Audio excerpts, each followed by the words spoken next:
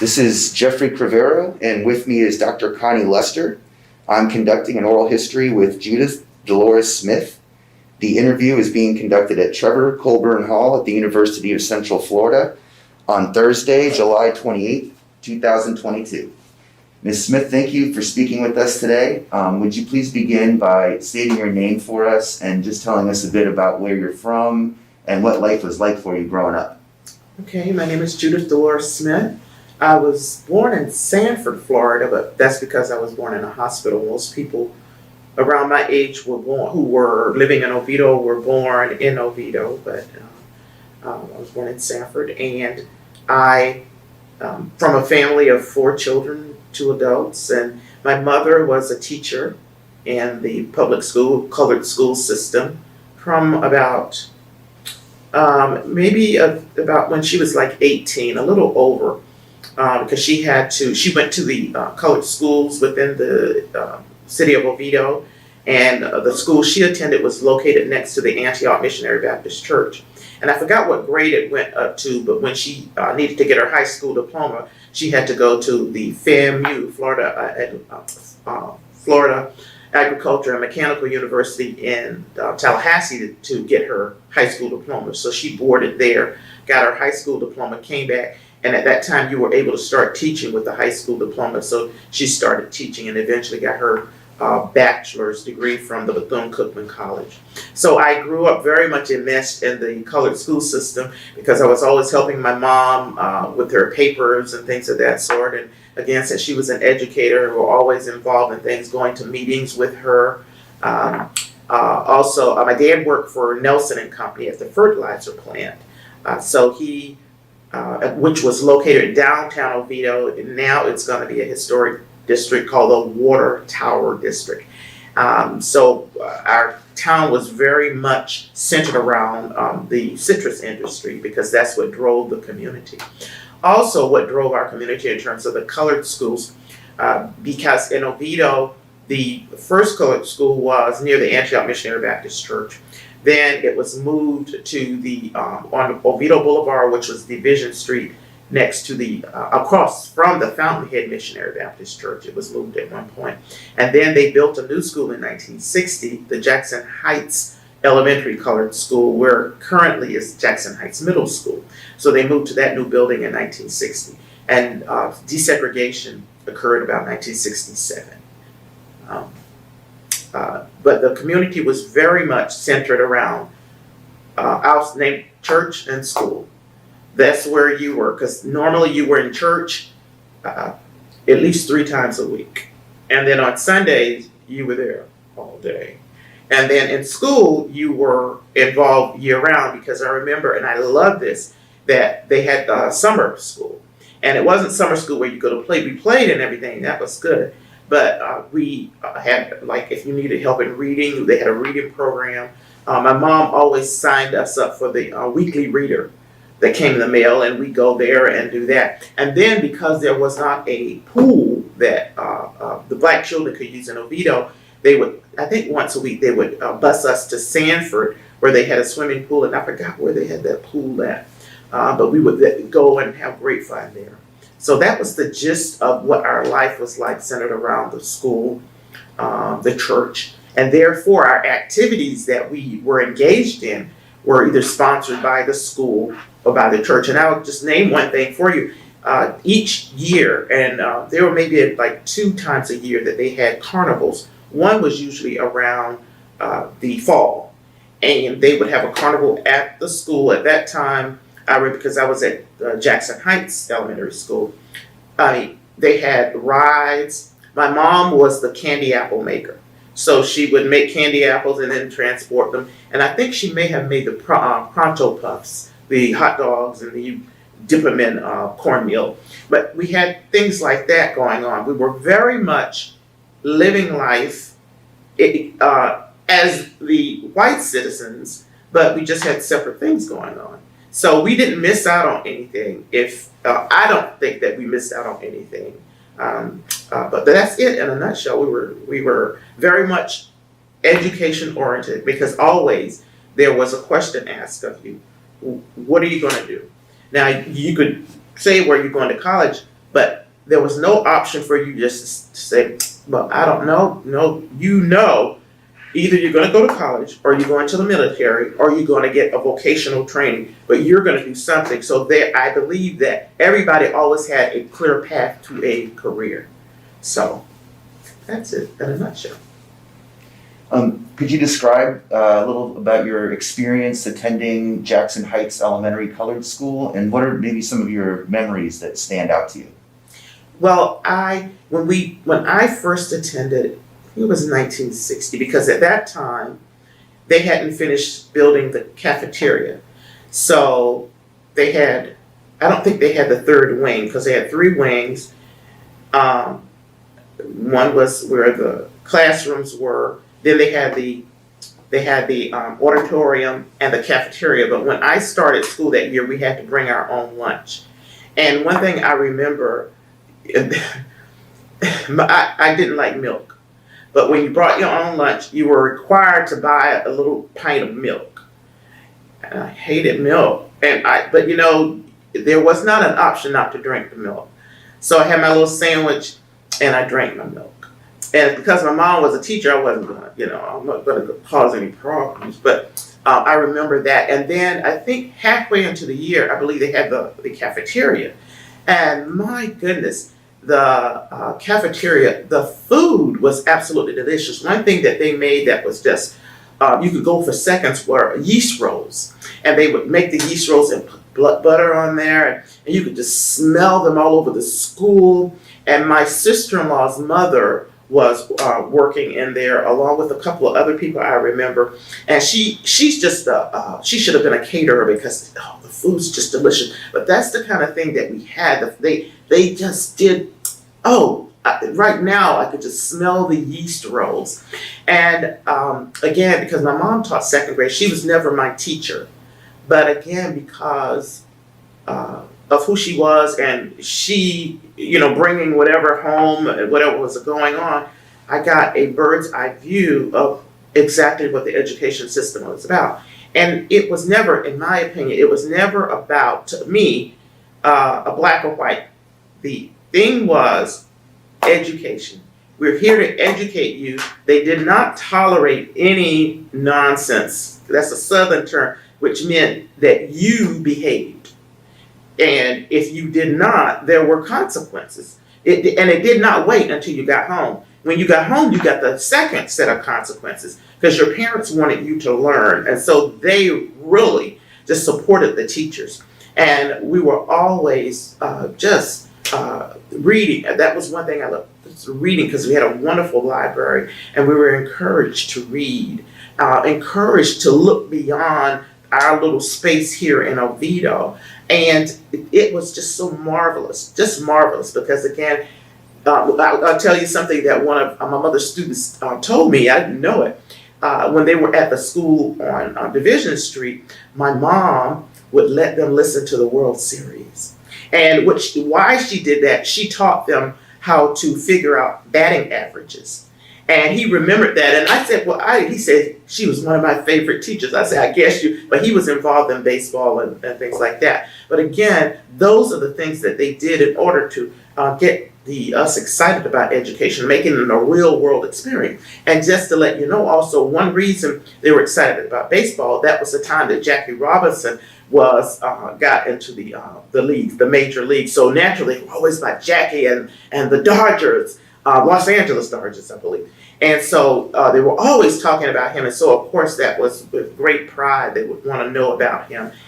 So that's one of the things that I remember. And again, just going through the system. And again, it wasn't about a black or white thing, although we were always admonished that because you are black and less may be expected of you, somebody else may be expecting less, but we expect excellence.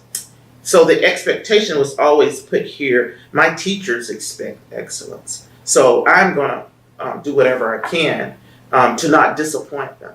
And because the system, because our teachers normally lived in our neighborhood, or again, my mom's friends, she had friends in Sanford, but Sanford was our county seat. We were always in Sanford.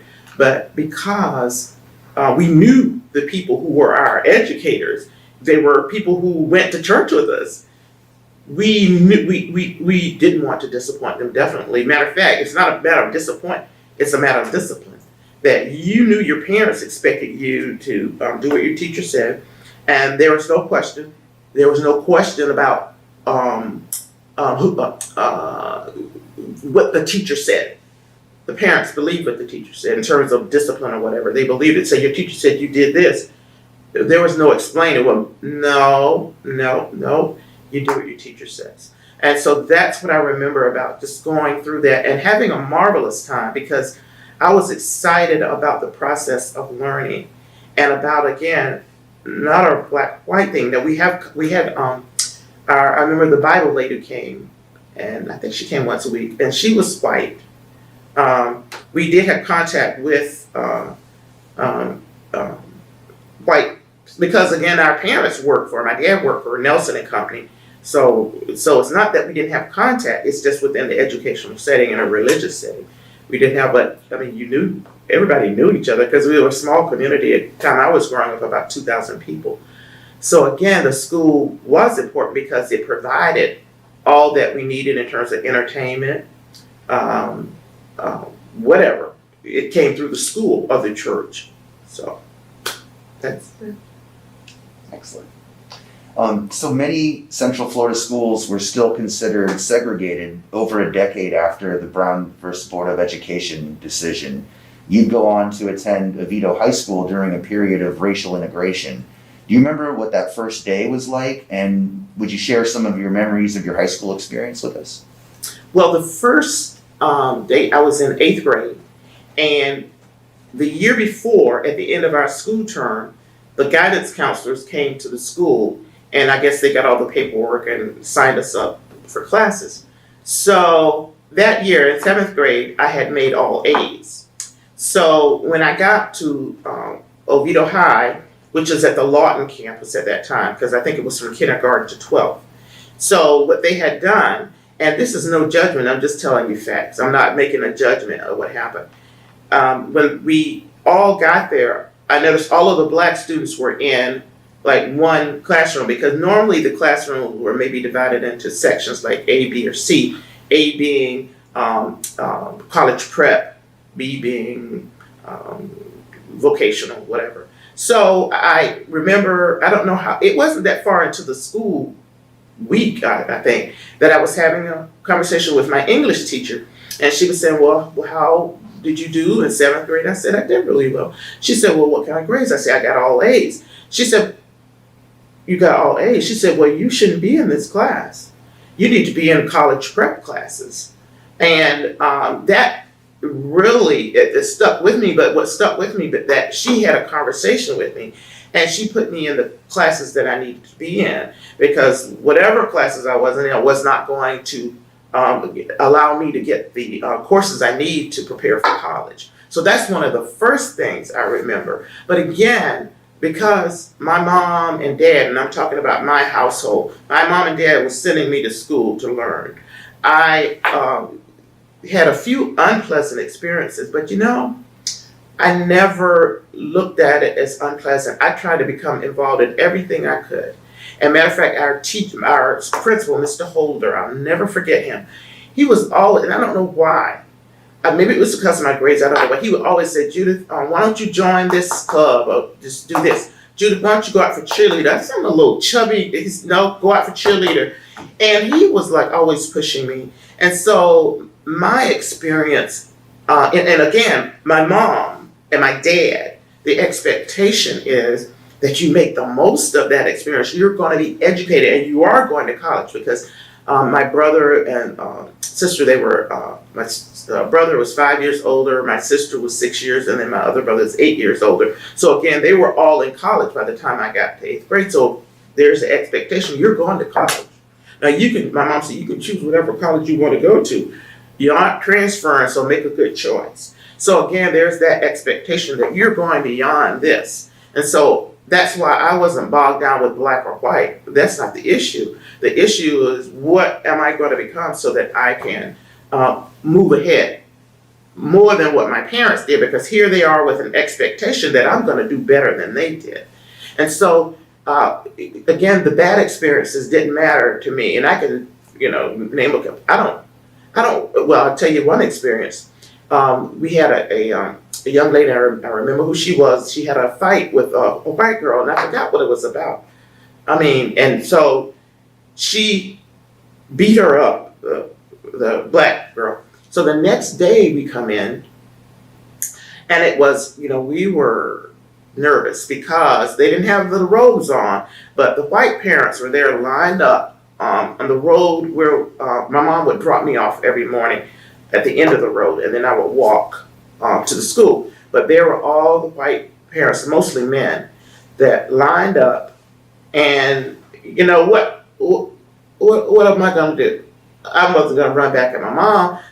My mom put me there to go to school, so I walked on to my classes. That was probably the thing that stood out most in my head, that right there, because they were there for intimidation, but it didn't work in terms of, it was hard, but I went to school. So again, and then from other people's perspective, somebody else would look at it and say, that was so mean. I didn't carry that with me. I'm just telling you the facts. That's what happened. And I went beyond it. I had to decide next, okay, what club am I going to join? I'm going to get my grades and everything. So I was back on track right here. So. In 2001, you were involved in planning a class reunion of various colored schools in Seminole County between 1953 and 1967. A booklet was also created that details the history of the Black community's drive to create a place to educate their children. How did you become involved in this project, and could you tell us a little bit about the event? Yes, it's very fortuitous, because I believe that what we're doing now started in 2001. My cousin and my best friend decided that they wanted a reunion, and our other friend, who really, I think, put the seed in their head, Erlene Tosi Carwise, she's the one who put the seed in their head and said, we ought to have a reunion. And my cousin Gloria Godwin and Gracia Muller put the word out in the community that we're going to have a reunion of all the kids who went to Jackson Heights Colored School and Oviedo. And so we set it for the summertime, set it for 3 days, and we would do it like they did the carnivals. We would have like a carnival atmosphere.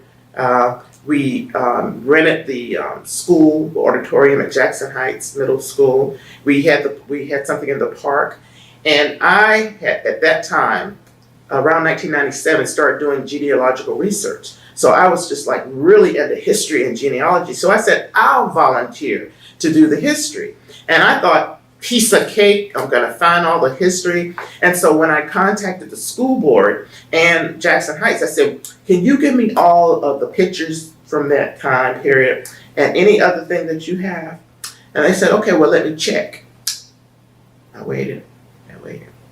Then the young lady called me back. We don't have anything. I said, wait a minute, now you have to have something. Surely you have some of the paperwork, the pictures, because we were always having pictures taken.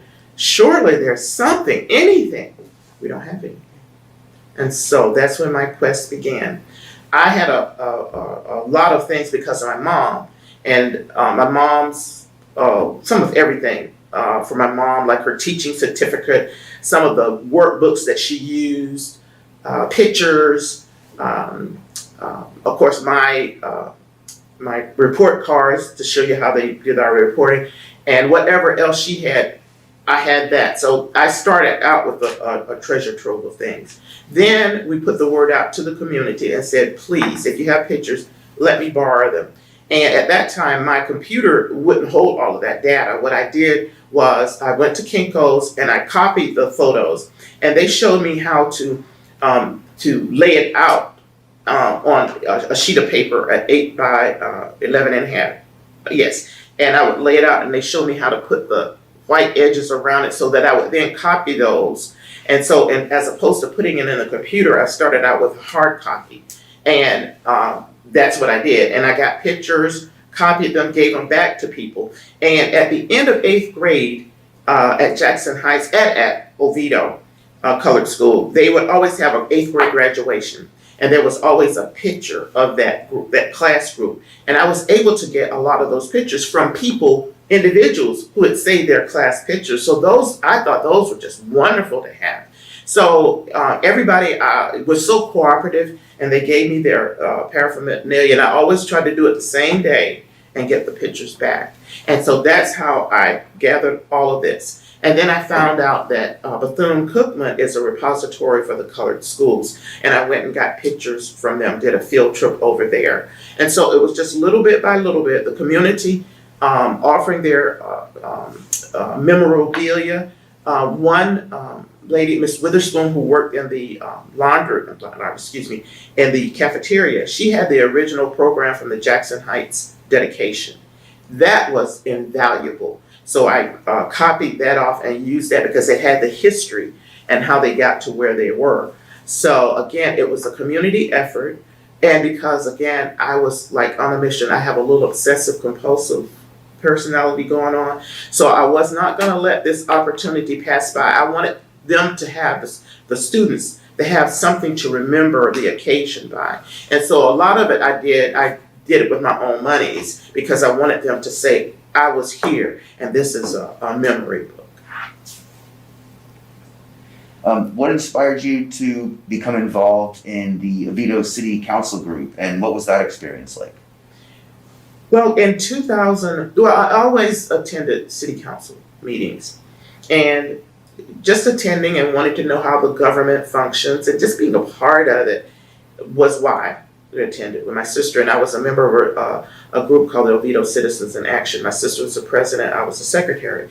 So it was formed, I think about 1959, because a group of people had seen some concerns they had, that the Black community's concerns weren't being addressed. And so this group was formed. So as a result, we would attend city council and report back to the group what we observed. And I did this for a number of years.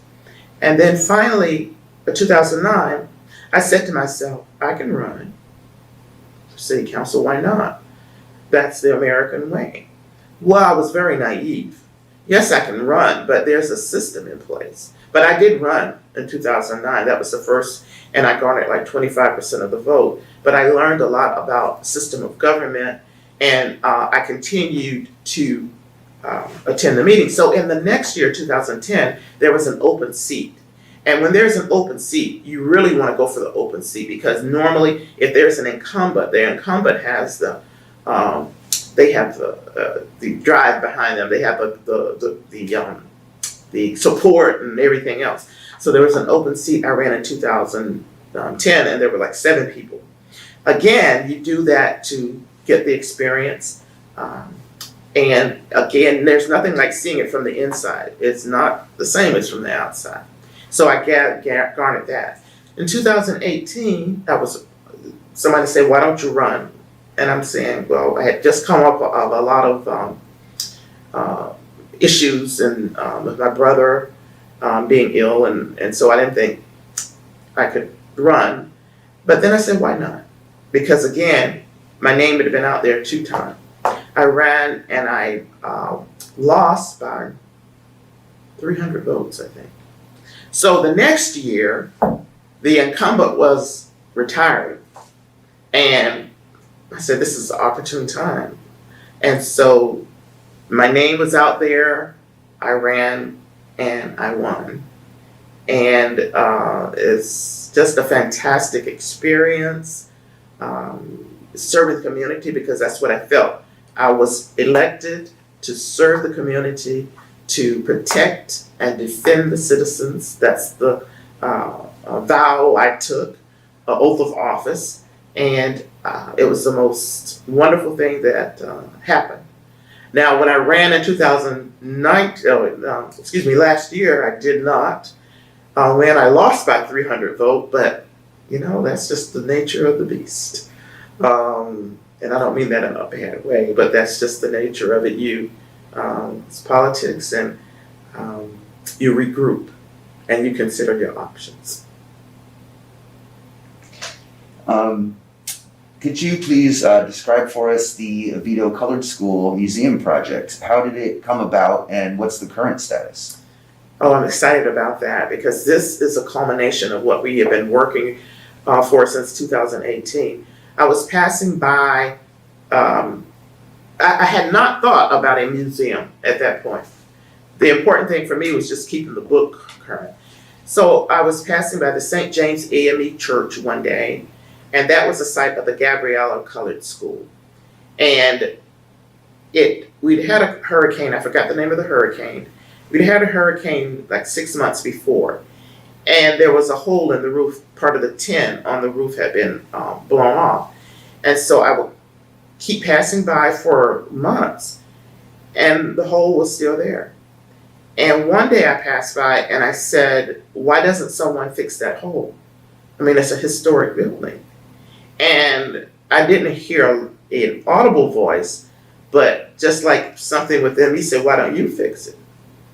And I said, at least I can do that. So I contacted the AME church and I said, can I fix the hole? And then if so, I would like to rent the building to turn it into a museum. And I put a proposal out. I told them what I'd like to do. I'd like for that to be the first phase in a project to get a museum in Oviedo to house all of the 7 colored schools, because there were 7 around the Oviedo area. One I didn't know about that was in Chula until about 2 years ago. So when I got with the AME, African Methodist Episcopal Diocese, to arrange for the lease, and that took a little bit of time. And once we got the lease, we then, I got the board together. We have 5 members on the board. And then we started trying to fundraise and get the community aware of what we were trying to do. And last year, 2021, we got our lease signed with the African Methodist Episcopal Diocese. Once we got the lease signed, then we began to look at funding options. And that was the second part of the hard work.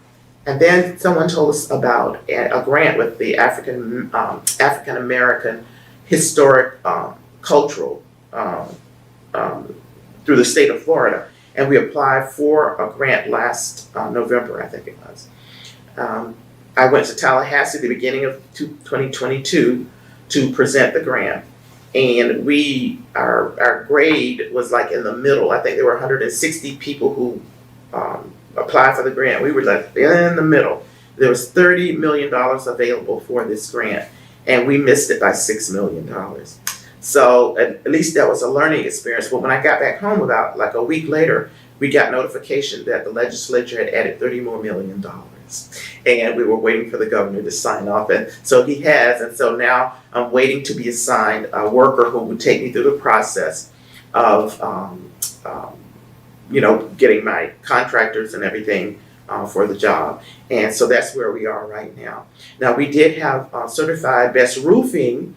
A local company donated us a roof. So yes, we got a roof on there, which gives us time. Now we don't have any leaks or anything. It buys us a little time to work to get the funding through the state, and then have our contractor do what needs to be done so that we can complete it. And it will be a staff museum because we want it to be a living museum. And I always use the example of Colonial Williamsburg, where it's a living museum where they show you how things were done in the colonial times. And I want to do that to make it alive, not to be a stuffy place all full of dust. No. This will be a living museum, and we will have staff there, and it will be open for tours, open for community groups who want to use it. We have a gentleman in Jamestown who's going to teach organic gardening. He has a beautiful organic garden. We have a project going on right now where some of the students and teachers are making aprons, and they made aprons, and we have a little a patch with our